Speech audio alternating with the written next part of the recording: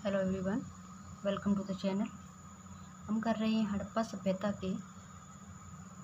विकसित हड़प्पा सभ्यता के प्रमुख चरण, या हम इन्हें ये भी कह सकते हैं कि हड़प्पा सभ्यता के प्रमुख केंद्र हड़प्पा, मोहनजोदड़ो, चनहुदड़ो, लोथल, ये सेंटर्स या केंद्र हम कर चुके हैं।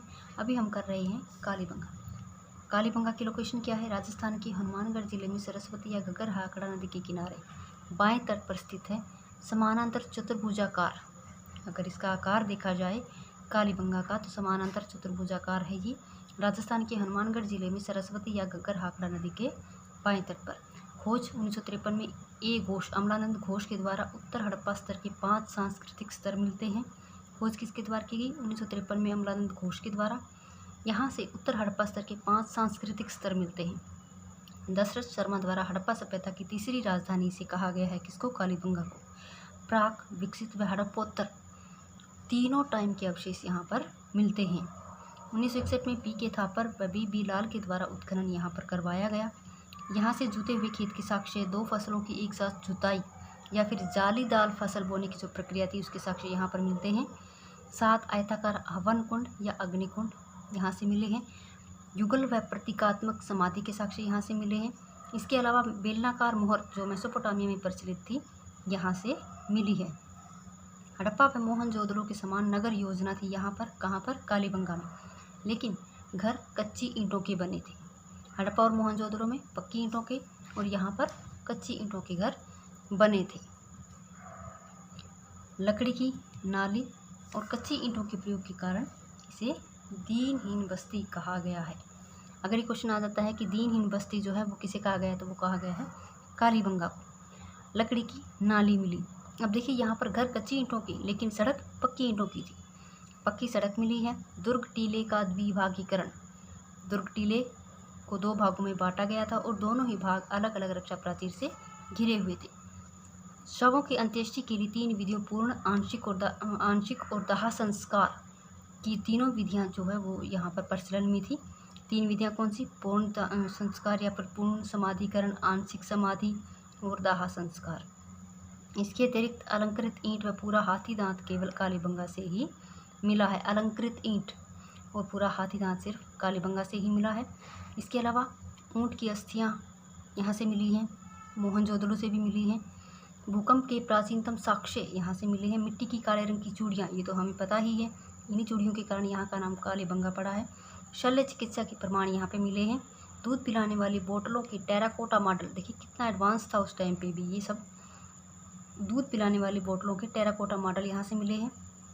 बेलनाकार तंदूर के साक्ष्य, सैंधव लिपि युक्त मृत भांड यहाँ से मिले हैं। मुद्रा पर व्याघ्र का अंकन, वृषभ मूर्ति और अंडाकार कब्रें यहाँ से मिली हैं। इसके अलावा कांस्य दर्पण, अंडाकार कब्रें और कब्रों में शवों के साथ कांस्य दर्पण दफनाने का साक्ष्य भी यहाँ पर मिला है। इसके अलावा एक युग्म समाधान भी यहाँ से मिला, यानी जोड़े का समाधान यहाँ से मिला है। फिर नेक्स्ट आता है धोलावीरा। धोलावीरा लोकेशन क्या है? गुजरात के कच्छ जिले की भचाऊ तहसील। खोज 1967-68 में जगपति जोशी के द्वारा उत्खनन यानी खुदाई आर बिष्ट के द्वारा। कब? 1990-91 में। 7 सांस्कृतिक चरणों में 1967-68 में खोज जगपति जोशी ने की थी। उत्खनन आर बिष्ट ने 1990-91 में किया था। 7 सांस्कृतिक चरणों में ये बटा हुआ था। मानसर व मानहर नदियों के बीच स्थित था।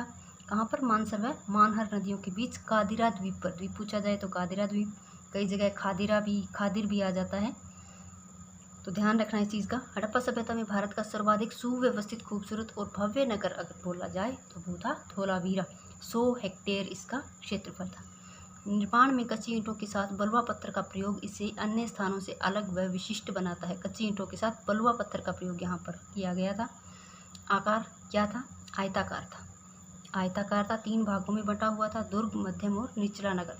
देखिए जहाँ अलग अलग जो और जितने भी हमने केंद्र पढ़े हैं, कितने भी हमने एरियाज पढ़े हैं, हड़प्पा सभ्यता के केंद्र पढ़े हैं, वो सारे 2 भागों में मेनली बंटे हुए थे, दुर्ग और निचला नगर। लेकिन यहाँ पर एक मध्यम नगर और भी था। तीनों की अलग अलग घेराबंदी की गई थी। दीवारों के प्रवेश द्वार जो थे वो पॉलिशदार श्वेत पाषाण स्तंभों से निर्मित थे।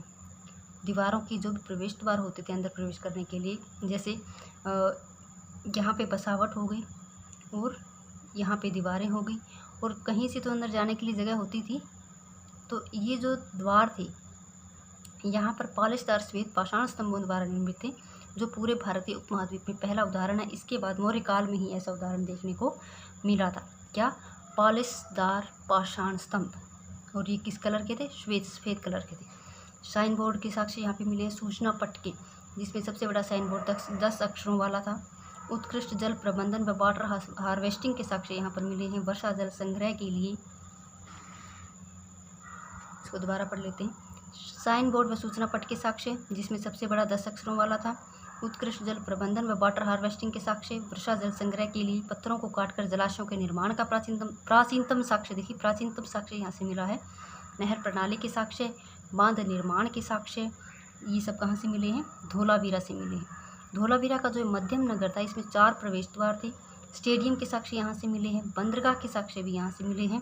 इसके अलावा सर्वाधिक सुरक्षा दीवारें यहाँ से मिली हैं, और सबसे मोटी रक्षा प्राचीर जो है वो भी यहीं से मिली है। इसके अलावा देखें तो सुनामी के प्राचीनतम साक्ष्य यहाँ से हैं।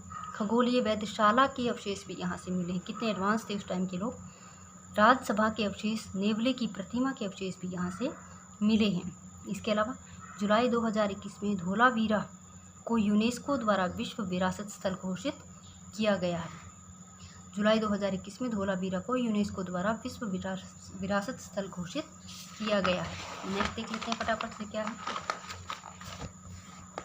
राखीगढ़ी। अगेन राखीगढ़ी हरियाणा के हिसार जिले में सरस्वती और घग्गर नदी के किनारे है। खोजकर्ता इसके सूरजभान व रफीक मुगल 1969 में खोज की गई थी। उत्खननकर्ता अमरेंद्रनाथ। हड़प्पा सभ्यता का सबसे बड़ा नगर है, 530 हेक्टेयर में फैला हुआ है।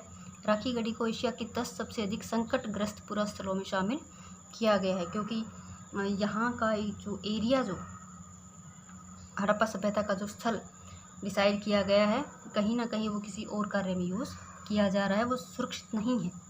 प्राक हड़प्पा स्थल, विकसित हड़प्पा स्थल के जो 2 लेवल हैं, जो 2 स्तरों के साक्ष्य यहाँ से मिलते हैं। बच्चों के पिट्ठू खेल का साक्ष्य यहाँ से मिलता है। युगल समाधि, जिसे प्रेमी जोड़े की समाधि माना गया, यहाँ से मिली है। इसके अलावा बाजूबंद व महिला की मांग में सिंदूर के साक्ष्य। अब महिला की मांग में सिंदूर के साक्ष्य नौशारों से भी मिले हैं। कहाँ से? नौशारों से भी मिले हैं। द्वितीय खोजकर्ता वसंत सिंधे, और दोबारा खोज शुरू कब की गई? 2012 में। 2012 में वसंत सिंधे के द्वारा दोबारा खुदाई शुरू की गई थी, यानी पहले चल ही रही थी, उसके पैरेलल दूसरी ओर शुरू की गई। राखीगढ़ी एकमात्र पुरस्थल है जहां कंकालों का डीएनए परीक्षण किया जाता है। मोस्ट इंपॉर्टेंट अगेन कि डीएनए परीक्षण कौन से उसमें किया जाता है, साइट में किया जाता है, तो वो साइट है राखीगढ़ी। प्राक हड़प्पा स्तर का रंगाई कुंड यहाँ से मिला है। तराजू का पलड़ा विकसित हड़प्पा से जो रिलेटेड है वो यहाँ से मिला है।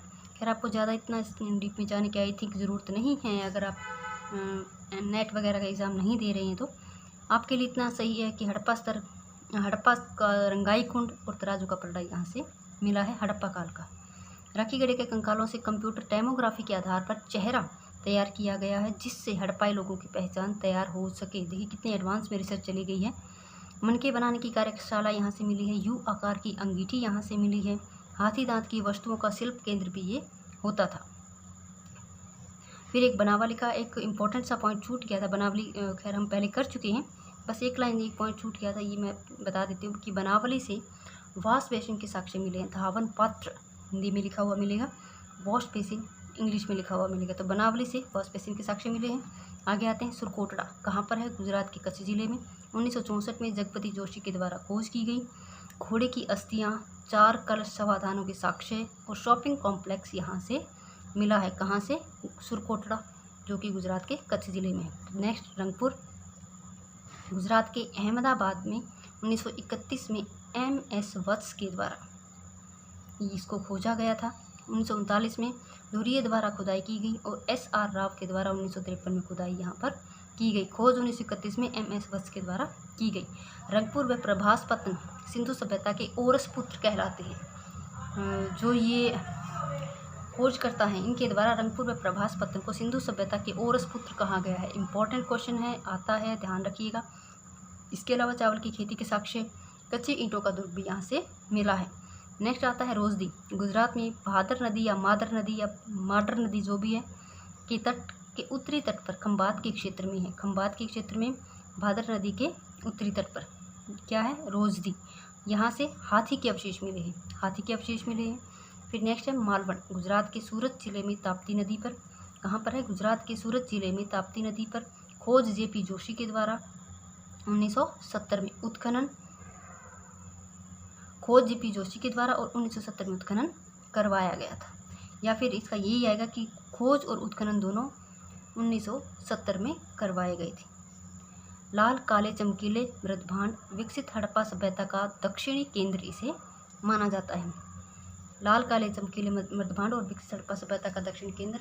इसके अलावा अगर दूर दक्षिणी अगर हम कहें कि दक्षिणतम, तो वो दायमाबाद है जो कि महाराष्ट्र में है। और पूर्वी पुरास्थल जो है वो आलमगीरपुर है, उत्तर प्रदेश के मेरठ जिले में वो आता है।